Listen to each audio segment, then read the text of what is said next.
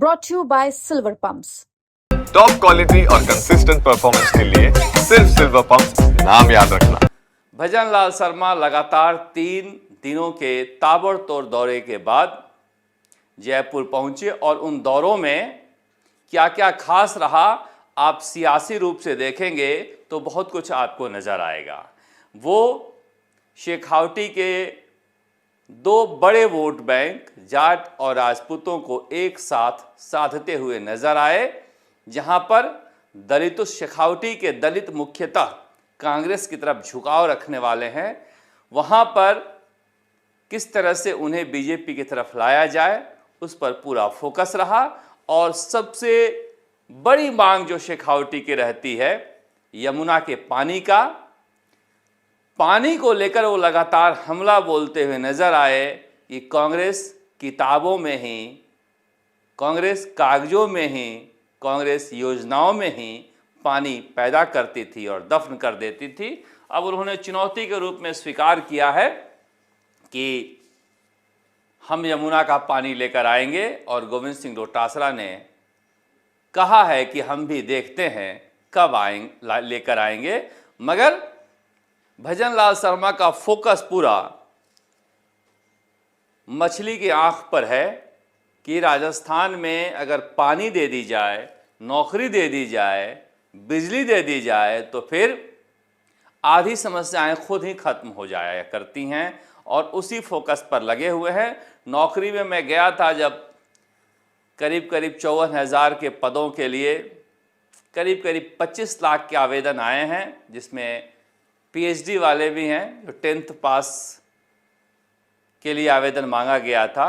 तो जो सचिव हैं राजस्थान कर्मचारी चयन बोर्ड के, उनसे बातचीत हो रही थी, वो बता रहे थे कि 2023 में हम केवल 12 परीक्षाएं करवाए हैं और 2025 में 60 परीक्षाएं करवा रहे हैं।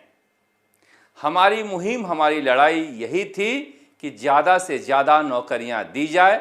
अगर दी जाती है तो अच्छी बात है। नॉर्मलाइजेशन को लेकर हमने लगातार सवाल उठाए और सरकार से मांग करते हैं कि जो 3.25 लाख बच्चों के एक साथ परीक्षा देने की जगह है राजस्थान में, उसे बढ़ाकर कम से कम 25 लाख किया जाए, क्योंकि नॉर्मलाइजेशन अपने आप में एक धोखा है।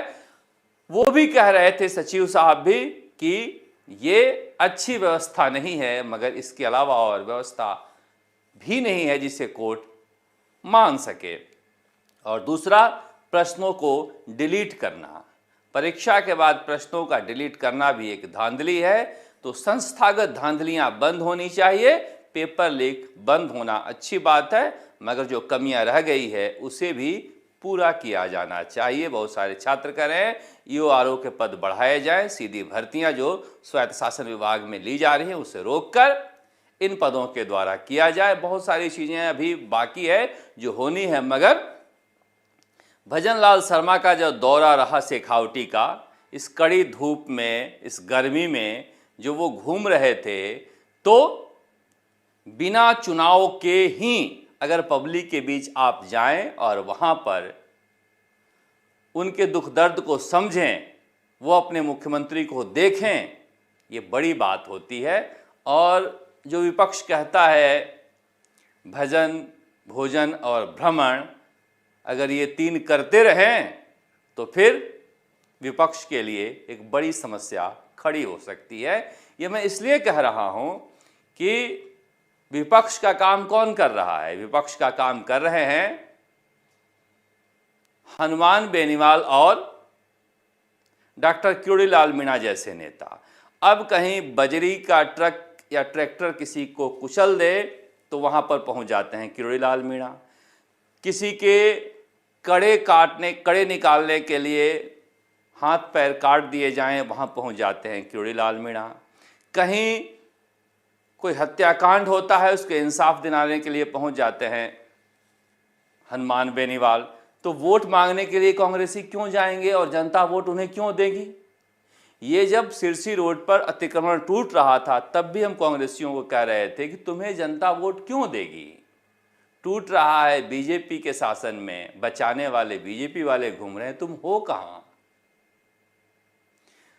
रॉयल ग्रीन्स के छत से मुक्ता राव के मामले में वो कूद मरा, मगर कांग्रेसी गए नहीं वहां पर, कहीं मिलते ही नहीं है। फिर कांग्रेसी कहाँ मिलते हैं, इस पर चर्चा करते हैं कि कांग्रेस का प्लान क्या है और क्यों ये प्लान सफल नहीं होने वाला है।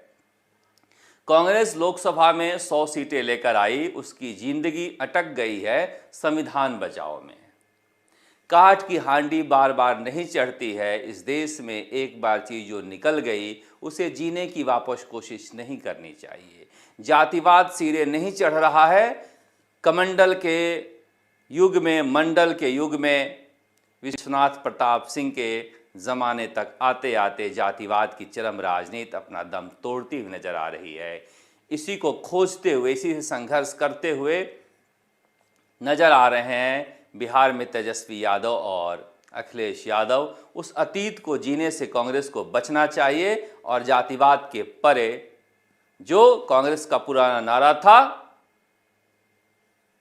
न जात पर न पात पर मुहर लगाए हाथ पर, इसके तरफ देखना चाहिए। मगर वो संविधान बचाओ रैली करने आ रहे हैं मल्लिकार्जुन खड़गे जी 28 अप्रैल को।